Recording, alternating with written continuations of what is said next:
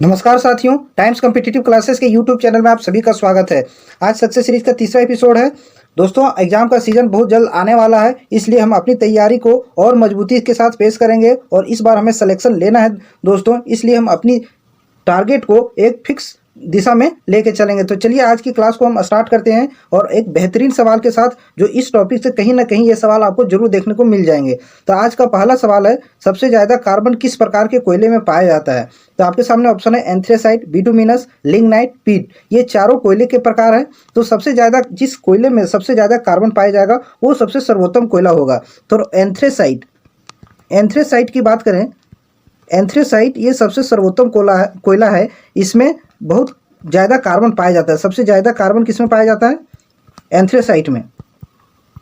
और कितना परसेंट? लगभग 95% कार्बन इसमें पाया जाता है और इस कोयले के जलने पर यह धुआं बहुत कम देता है। अब बिटुमिनस की बात करें तो भारत में सबसे ज़्यादा कोयला किस प्रकार के कोयले पाए जाते हैं? तो भारत में अधिकांश कोयले किस प्रकार के पाए जाते हैं?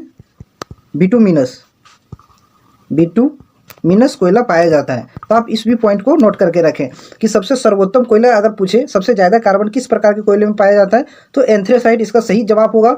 और बिटुमिनस, भारत में अधिकांश कोयले जो पाए जाते हैं वो बिटुमिनस कोयला पाया जाता है। अब पीट कोयला की बात करें तो ये सबसे खराब कोयला है, सबसे खराब प्रकार का कोयला है। खराब प्रकार का कोयला है क्योंकि इसमें कार्बन बहुत कम मात्रा में पाया जाता है, इसलिए ये सबसे खराब प्रकार का कोयला माना जाता है। तो इसका सही जवाब क्या हो जाएगा? Option A, anthracite. जिस कोयला में जितना कार्बन होगा, मैं फिर बता दूं, जिस कोयले में जितनी मात्रा में कार्बन पाई जाएगी वो कोयला सबसे सर्वोत्तम कोयला माना जाएगा। तो जिस प्रकार से कोयले में कार्बन की मात्रा घटती जाएगी वो कोयला उतना ही घटिया या खराब किस्म का कोयला माना जाएगा। तो चलिए, और इस सवाल को एक और मैं बता दूँ, इसको नोट करके रखिएगा क्योंकि ये भी एग्जाम में पूछा जाता है कि मैग्नेटाइट और हेमेटाइट ये किसका अयस्क है? हेमेटाइट ये किसका अयस्क है? ये दोनों लोहा का अयस्क है।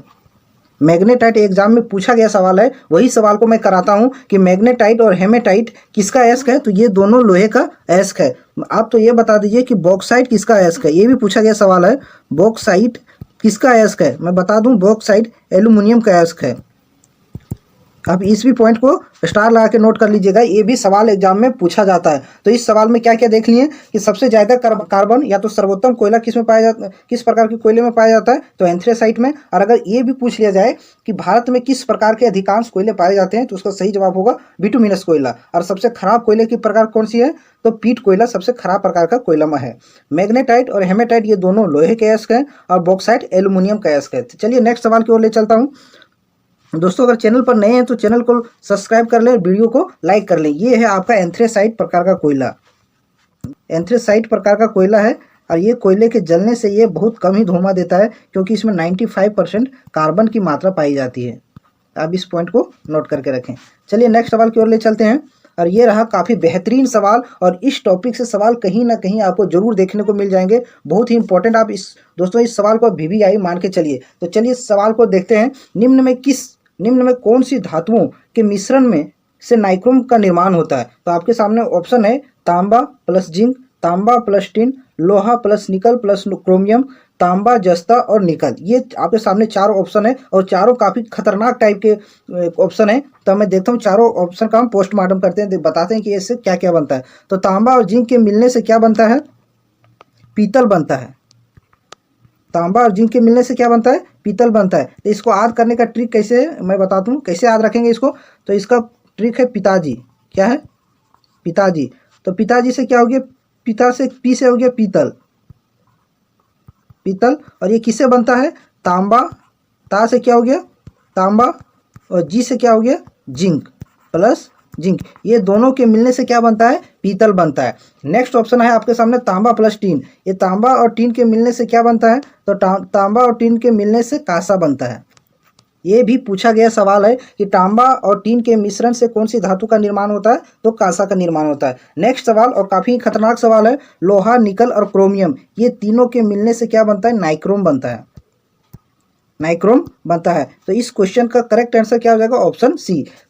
कौन सी धातुओं के मिलने से नाइक्रोम बनता है? तो लोहा, निकल और क्रोमियम ये तीनों के मिलने से क्या बनता है? नाइक्रोम बनता है। और चौथा ऑप्शन काफ़ी खतरनाक है। क्या है? तांबा, जस्ता और निकल, ये तीनों के मिलने से जो बनता है वो इस ऑप्शन में उसका नाम नहीं है। काफ़ी खतरनाक है। ये एसएससी सीएचएसएल में पूछा गया सवाल है कि तांबा, जस्ता और निकल, ये तीनों के मिलने से क्या बनता है? जर्मन सिल्वर बनता है, जर्मन सिल्वर।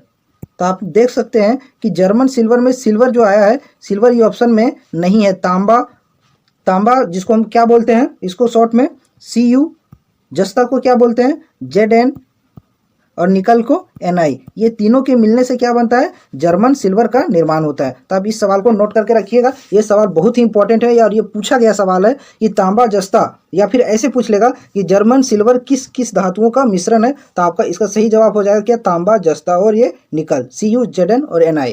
चलिए नेक्स्ट सवाल की ओर ले चलता हूँ। अगर सेशन अच्छा लग रहा हो दोस्तों, हेल्पफुल लग रहा हो तो लाइक, और चैनल पर नए हैं तो सब्सक्राइब करना ना भूलें, ताकि इस तरह का वीडियो सबसे पहले आपको मिले। क्या सवाल है? निम्न में से कौन सा कोशिका अंग जंतु कोशिका और पादप कोशिका दोनों में पाया जाता है? बहुत ही खतरनाक टाइप का सवाल है।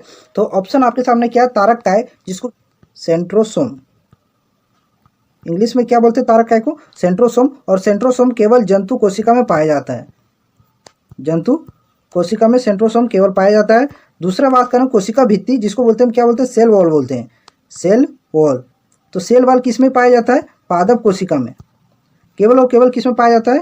पादप कोशिका में सेल वॉल में आने की कोशिका भित्ति पाया जाता है। नेक्स्ट है क्या? लवक, जिसको हम क्या बोलते हैं? प्लास्टिड बोलते हैं, इंग्लिश में क्या बोलते हैं? प्लास्टिड। और ये प्लास्टिड किस में पाया जाता है? प्लास्टिड केवल पादप कोशिका में पाया जाता है, पादप कोशिका में पाया जाता है। नेक्स्ट ऑप्शन क्या है आपके सामने? कोशिका झिल्ली, जिसको हम लोग बोलते हैं सेल मेम्ब्रेन। क्या बोलते हैं? Cell membrane. आप इसमें कंफ्यूजन नहीं होना है आपको कि कोशिका झिल्ली दोनों में पाया जाता है, जंतु कोशिका में भी प्लस पादप कोशिका, ये दोनों में पाए जाने कौन पाया जाता है? कोशिका झिल्ली पाया जाता है। तो इसका सही जवाब क्या हो जाएगा? Option D. आपको कंफ्यूज नहीं होना है कि कोशिका भित्ति अगर पूछे तो कोशिका भित्ति केवल पादप कोशिका में पाया जाता है, और कोशिका झिल्ली बोले तो कोशिका झिल्ली जंतु और पादप दोनों कोशिकाओं में ये पाया जाता है। तो इसका सही जवाब क्या हो जाएगा आपके सामने? Option D. चलिए नेक्स्ट सवाल की ओर ले चलते हैं। और ये सवाल आपको एग्जाम में आने वाले सवाल हैं, इसलिए मैं केवल वही सवाल आपसे करा रहा हूं जो कि एग्जाम की दृष्टि से एकदम अति महत्वपूर्ण है, जो सीधा कहीं ना कहीं आपको एग्जाम में देखने को मिल जाएगा। नेक्स्ट सवाल की ओर चलते हैं। आप लोगों के सामने अगला सवाल, और ये भी सवाल बहुत ही इंपॉर्टेंट सवाल है, आप इसको गौर से सुनिएगा। मादा एनोफिलीज मच्छर किस रोग का वाहक है? अब मादा एनोफिलीज मच्छर किस रोग का वाहक है? तो इसका सही जवाब हो जाएगा मलेरिया। कारक कौन सा है? कौन सा कारक है, मीन्स किस प्रोटोजोआ से ये होता है मलेरिया? तो प्लाज्मोडियम प्रोटोजोआ, प्लाज्मोडियम प्रोटोजोआ से होता है। आप इस भी पॉइंट को नोट करके रखें कि मलेरिया कौन से प्रोटोजोआ से होता है? तो प्लाज्मोडियम प्रोटोजोआ से होता है। आप इस पॉइंट को एकदम नोट करके रखें। नेक्स्ट क्या है? आपको निद्रा रोग, निद्रा रोग का वाहक कौन है? निद्रा रोग का वाहक क्या है? तो सी फ्लाई, सी फ्लाई जो है सो निद्रा रोग का क्या है? वाहक। ये भी सवाल पूछा गया सवाल है कि निद्रा रोग का वाहक कौन सी मक्खी है? तो सी फ्लाई। इसके काटने से क्या होता है? हमें नींद या तो निद्रा की रोग की समस्या आती है। अब कोरोना की बात करें तो कोरोना ये क्या है? एक वायरस है, एक प्रकार का क्या है? वायरस है। आपको पता होगा कोरोना क्या है? एक वायरस है। और किस प्रकार का वायरस है? इस वायरस का नाम क्या है? तो सार्स, SARS, सार्स CoV-2। इसका पूरा नाम अगर हम बताएं तो इसका नाम क्या है? सीवियर। एस से क्या हो गया? सीवियर। ए से हो गया आपका एक्यूट, आर से हो गया रेस्पिरेटरी, और एस से क्या हो गया? सिंड्रोम। तो ये रेस्पिरेटरी मीन्स क्या होता है? श्वसन। तो आपको पता होगा कि ये कोरोना से शरीर के किस अंग को प्रभावित होता है? तो कोरोना से शरीर का श्वसन अंग प्रभावित होता है। और कोरोना के वायरस का नाम क्या है? तो सार्स CoV-2। आप इस पॉइंट को नोट करके रखिएगा, ध्यान में रखिएगा कि कोरोना का वायरस का नाम क्या है? SARS CoV-2।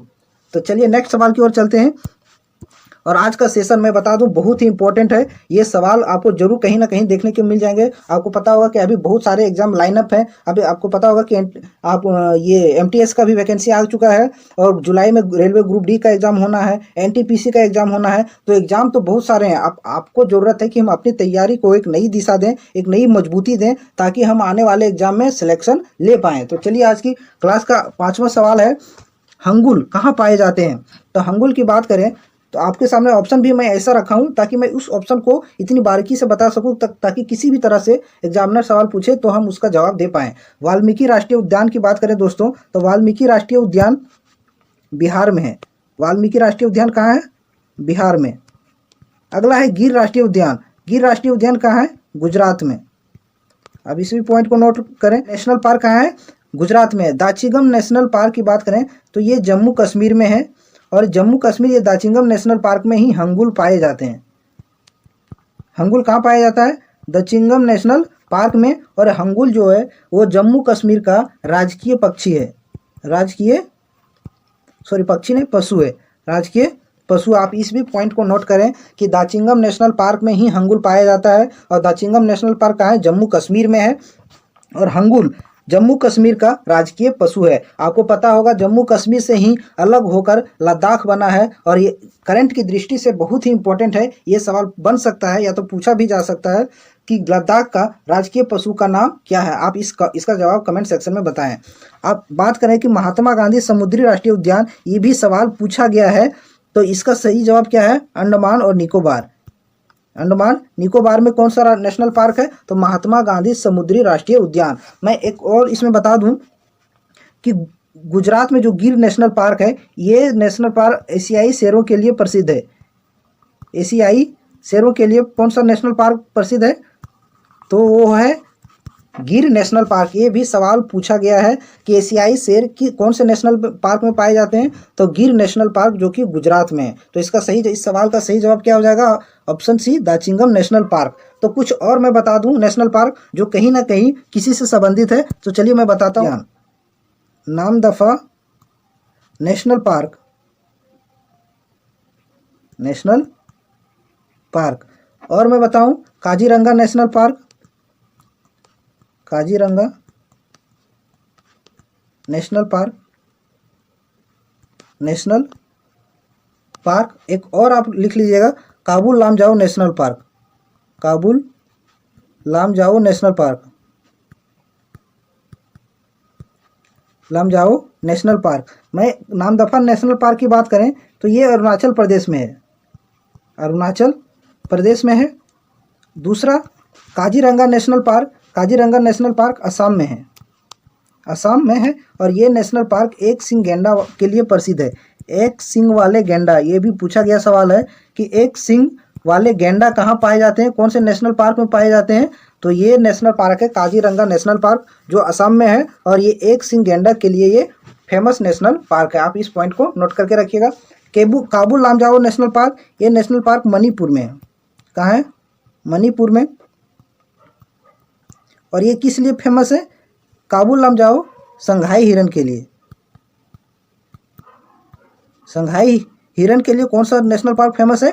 तो काबुल लामजाओ नेशनल पार्क मणिपुर का। तो हम क्या क्या हम देख लिए। अब आते हैं इससे कि क्या क्या हम देखें कि अगर पूछे एशियाई शेरों के लिए कौन सा नेशनल पार्क फेमस है, तो गिर नेशनल पार्क जो कि कहाँ है? गुजरात में है। हंगुल कहाँ पाए जाते हैं? तो दाचिंगम नेशनल पार्क जो कहाँ है? जम्मू कश्मीर में है। दूसरा मैं बात करूं कि महात्मा गांधी राष्ट्रीय समुद्री उद्यान कहाँ है? तो अंडमान निकोबार में है। और क्या बताया मैंने कि काजीरंगा नेशनल पार्क किस लिए फेमस है? तो एक सिंग गैंडा कहाँ पाए जाते हैं? तो काजीरंगा नेशनल पार्क में एक सिंग वाले गैंडा पाए जाते हैं। और काबुल लामजाओ की बात करें तो काबुल लामजाओ जो कि मणिपुर में है और ये संघाई हिरन के लिए फेमस है। तो ये सारा पॉइंट मैंने बता दिया जो कि कहीं ना कहीं आपको एग्जाम में ये देखने को मिल जाएगा। तो चलिए अब चलते हैं नेक्स्ट सवाल की ओर। और ये भी काफ़ी खतरनाक सवाल है। अब इस सवाल को ध्यान से सुनिएगा। क्या निम्न में से किस संस्था के लोगों में पांडा का चित्र अंकित है?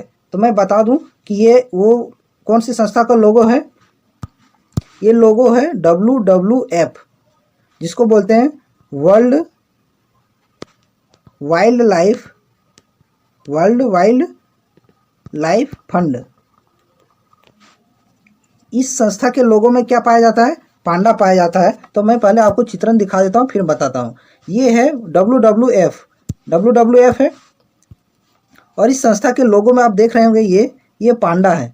तो इस संस्था के लोगो में क्या है? पांडा। ये सवाल पूछा गया है एनटीपीसी में और ये सवाल रिपीट हो सकता है, इंपॉर्टेंट है, इसलिए आप इसको हम फिर से लाया हूँ ताकि आप इस सवाल को भूले ना। तो world wild life fund WWF संस्था के लोगों में क्या है? पांडा है, ठीक है। और इसका मुख्यालय मैं बता दूं, इसका हेडक्वार्टर कहाँ है? तो इसका हेडक्वार्टर स्विट्जरलैंड में है। इसका मुख्यालय कहाँ है? स्विट्जरलैंड में। IUCN की बात करें, IUCN जिसको बोलते हैं इंटरनेशनल, पूरा नाम बता देता हूँ क्योंकि एग्जाम में अधिकतर ये ग्रुप डी और रेलवे वाला एग्जाम में अधिकतर ये फुल फॉर्म से एक दो सवाल देखने को जरूर मिल जाते हैं, इसलिए आपको ये भी ध्यान में रखना है। इंटरनेशनल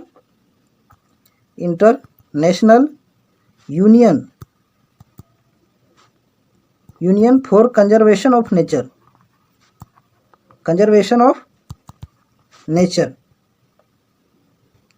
और ये कैसी संस्था है? ये रेड डाटा बुक जारी करती है। मीन्स ये वैसी संस्था है जो विश्व में जितनी भी पक्षी लुप्त होने के कगार पर है, विलुप्त होने के कगार पर है, वो सारी पंछियों की लिस्ट और रिकॉर्ड कौन रखता है? IUCN। और यही जो है सो रेड डाटा बुक जारी करती है। रेड डाटा बुक, ये बहुत ही इंपॉर्टेंट क्वेश्चन है कि रेड डाटा बुक किस संस्था द्वारा जारी किया जाता है?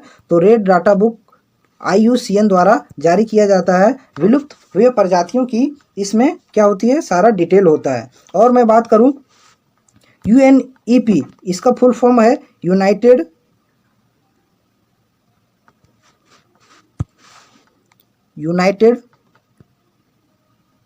Nation for environmental programme. क्या है? फॉर इन्वायरमेंटल प्रोग्राम इसका पूरा नाम है। और इसका मुख्यालय की बात करें तो इसका मुख्यालय मैं बता दूं, इसका मुख्यालय UNEP का मुख्यालय नैरोबी में है। कहाँ है? नैरोबी, केनिया में। अब इस पॉइंट को नोट करके रखें। क्या है? असत्य को पहचानिए, इनमें से कौन सा रॉन्ग है? Which of these statement is wrong? तो आपको बताना है। तो 1857 की क्रांति कैनिन के समय हुई थी, बंगाल विभाजन कर्जन के समय, असहयोग आंदोलन चेम्सफोर्ड के समय, भारत छोड़ो आंदोलन विलियम बेंटिक के समय। तो इसमें से कौन सा स्टेटमेंट जो रॉन्ग है? तो मैं पहले शुरू से बताता हूँ। 1857 की क्रांति कैनिंग के समय हुआ था। तो ये कैनिंग कौन थे? तो ये भारत के पहले वायसराय थे। भारत के पहले वायसराय, ये भी पूछा गया सवाल है कि भारत के पहले वायसराय कौन थे? तो आपको पता होना चाहिए भारत के पहले वायसराय कौन थे। ये थे कैनिन, लॉर्ड कैनिन। और 1857 की क्रांति लॉर्ड कैनिन के समय ही हुआ था। और दूसरा मैं बात करूं बंगाल विभाजन कर्जन के समय हुआ था, बिल्कुल करेक्ट है। और ये कब हुआ था बंगाल विभाजन? 1905 में। आपको पता होना चाहिए कि बंगाल विभाजन कब हुआ था? 1905 में हुआ था। और इसी विभाजन के समय और इसी विभाजन को रोकने के लिए स्वदेशी आंदोलन चलाया गया था। कौन सा आंदोलन चलाया गया था? स्वदेशी आंदोलन। आपको ये भी पॉइंट को नोट करके रखना है कि बंगाल विभाजन कब हुआ था? 1905 में हुआ था। और इसको रोकने के लिए कौन सा आंदोलन चलाया गया था? स्वदेशी आंदोलन चलाया गया था। और दूसरा बात करें मैंने असहयोग आंदोलन चेम्सफोर्ड के समय, ये भी करेक्ट है। तो असहयोग आंदोलन कब हुआ था? असहयोग आंदोलन की बात करें तो असहयोग आंदोलन 1920 में हुआ था, चेम्सफोर्ड के समय हुआ था। और असहयोग आंदोलन को चौरा चोरी घटना के बाद 1922 में, कब? 1922 में इसको समाप्त कर दिया गया। 1922 में समाप्त कर दिया गया। तो इसमें क्या क्या देखें कि 1857 की क्रांति किसके समय हुआ था? कैनिन के समय हुआ था। और बिल्कुल करेक्ट है ये। और ये कैनिन कौन थे? तो भारत के पहले वायसराय थे लॉर्ड कैनिन। ये भी पूछा गया सवाल है। बंगाल विभाजन कर्जन के समय हुआ था, ये भी करेक्ट है। लेकिन कब हुआ था? 1905 में हुआ था। और बंगाल विभाजन को ये पूछा जाता है कि बंगाल विभाजन को रोकने के लिए कौन सा आंदोलन चलाया गया था? तो इसका सही जवाब क्या हो जाएगा? स्वदेशी आंदोलन। और असहयोग आंदोलन कब शुरू हुआ था? 1920 में हुआ था। और असहयोग, ये भी सवाल बनता है कि असहयोग आंदोलन को कब समाप्त कर दिया गया? कौन सी घटना के बाद असहयोग आंदोलन को समाप्त कर दिया गया? तो इसका सही जवाब क्या हो जाएगा? चौरा चोरी घटना 1922 के बाद असहयोग आंदोलन को समाप्त कर दिया गया। और असहयोग आंदोलन किसके द्वारा शुरू किया गया था? महात्मा गांधी के द्वारा शुरू किया गया था। चौथा क्या है? भारत छोड़ो आंदोलन। तो भारत छोड़ो आंदोलन की बात करें तो भारत छोड़ो आंदोलन विलियम बेंटिक, ये बिल्कुल रॉन्ग है। भारत छोड़ो आंदोलन विलियम बेंटिक के समय नहीं हुआ था। भारत छोड़ो आंदोलन की बात करें तो भारत छोड़ो आंदोलन 1942 में हुआ था। कब हुआ था? 1942 में हुआ था। किसके शासनकाल में हुआ था? तो लिन लिथगो तो इसको कैसे हम याद रखेंगे कि भारत छोड़ो आंदोलन लिन लिथगो के समय हुआ था। तो हम लोग का मोटिव क्या था कि अंग्रेजों भारत छोड़ो, अंग्रेजों गो। तो इसको गो से हम कैसे याद रखेंगे? लिन लिथ गो। और ये भारत छोड़ो आंदोलन कब हुआ था? 1942 में हुआ था। आप इस पॉइंट को नोट करें, आपको यहाँ ध्यान में रखना है। आप इसको नोट करके रख लीजिए, नोट बना के रख लीजिए मैं जो बता रहा हूँ। बंगाल का पहला गवर्नर कौन था? बंगाल का फर्स्ट गवर्नर, एक सवाल बनता है। दूसरा क्या बनता है? बंगाल का पहला गवर्नर जनरल, बंगाल का फर्स्ट गवर्नर जनरल। और क्या बनता है? भारत का पहला वायसराय, फर्स्ट वायसराय भारत का, एक ये बनता है। और क्या बनता है? भारत के पहले गवर्नर जनरल, फर्स्ट भारत का गवर्नर जनरल। ये वो 4 सवाल हैं जो कि बहुत ही इंपॉर्टेंट है और ये सवाल आपको जरूर एक ना एक नंबर दे के जाएंगे। तो इस पॉइंट को नोट कीजिएगा। बंगाल का पहला गवर्नर कौन था? क्लाइव। बंगाल का पहला गवर्नर अगर बोले तो कौन था? बंगाल का पहला गवर्नर क्लाइव था। बंगाल का पहला गवर्नर जनरल, बंगाल का पहला गवर्नर जनरल कौन था? हेस्टिंग्स था। बंगाल का पहला गवर्नर जनरल हेस्टिंग्स, इस पॉइंट को नोट कीजिएगा। दूसरा क्या है? भारत का पहला वायसराय कौन था? तो भारत का पहला वायसराय कैनिंग था, कैनिंग। और चौथा पॉइंट, भारत का पहला गवर्नर जनरल विलियम बेंटिक था, विलियम बेंटिक। और इससे क्या क्या संबंधित सवाल बन सकते हैं? क्लाइव के समय ही प्लासी का युद्ध हुआ था 1757 में। क्लाइव के समय ही प्लासी का युद्ध हुआ था। प्लासी का युद्ध कब हुआ था? 1757 में। और किसके समय हुआ था? लॉर्ड क्लाइव के समय ही हुआ था। और अगर बता दें हेस्टिंग्स की बात करें तो हेस्टिंग्स ने ही बंगाल में द्वैध शासन को समाप्त किया था। ये भी सवाल बन सकता है कि बंगाल में द्वैध शासन किसके द्वारा समाप्त किया गया था? तो हेस्टिंग्स के द्वारा समाप्त किया गया था। ये वो पॉइंट है जिसको हमको बताना था, जो कि एग्जाम की दृष्टि से बहुत ही महत्वपूर्ण है, वो मैंने बता दिया। अब चलिए नेक्स्ट सवाल की ओर चलते हैं। और ये रहा आप लोग के सामने अगला सवाल, और ये भी बहुत ही खतरनाक टाइप के सवाल है। सवाल क्या है? बचपन बचाओ आंदोलन का संबंध किससे है? तो बचपन बचाओ आंदोलन की बात करें, बचपन बचाओ आंदोलन, तो आप देखें ऑप्शन ये सुंदरलाल बहुगुणा। सुंदरलाल बहुगुणा का संबंध किससे था? तो चिपको आंदोलन से, चिपको आंदोलन।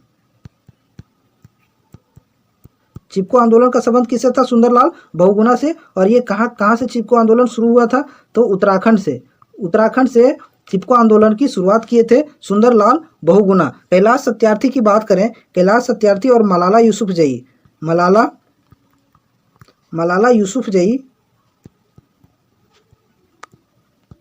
यूसुफजई, ये दोनों को 2014 में, कब? 2014 में शांति का नोबेल पुरस्कार दिया गया था। शांति का नोबेल पुरस्कार, नोबेल पुरस्कार किसको किसको दिया गया था? तो कैलाश सत्यार्थी और मलाला यूसुफजई को, और शांति का नोबेल पुरस्कार दिया गया था। और किस लिए दिया गया था? तो बचपन बचाओ आंदोलन के लिए। बचपन बचाओ आंदोलन, बचपन बचाओ आंदोलन के लिए किसको? कैलाश सत्यार्थी और मलाला यूसुफजई को 2014 में शांति का नोबेल पुरस्कार दिया गया था। और ऑप्शन सी की बात करें, Megha Patekar, most important question है। मेघा पाटेकर का संबंध किससे है? तो मेघा पाटेकर का संबंध नर्मदा बचाओ आंदोलन, नर्मदा बचाओ आंदोलन,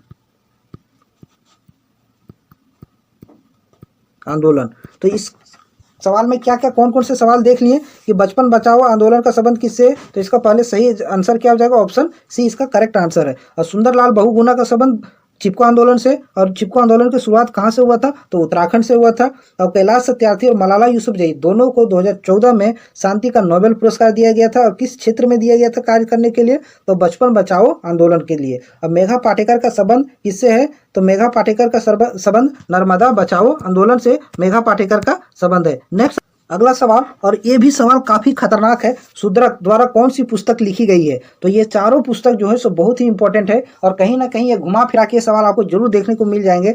तो मैं बात करता हूँ इंडिका।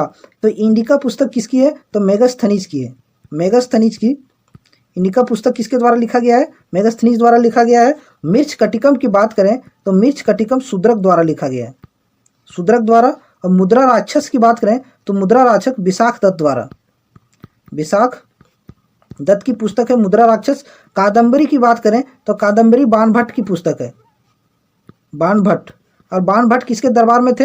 हर्षवर्धन के दरबार में, हर्षवर्धन के दरबार में कौन से? बाणभट्ट थे। तो हमने देख लिया कि मृच्छकटिकम किसकी पुस्तक है? शूद्रक की। तो इसका सही आंसर क्या हो जाएगा? Option B. और इंडिका पुस्तक किसकी है? मेगास्थनीज की। मुद्रा राक्षस की बात करें तो ये विशाख दत्त की। और कादम्बरी किसकी पुस्तक है? हर्षवर्धन की।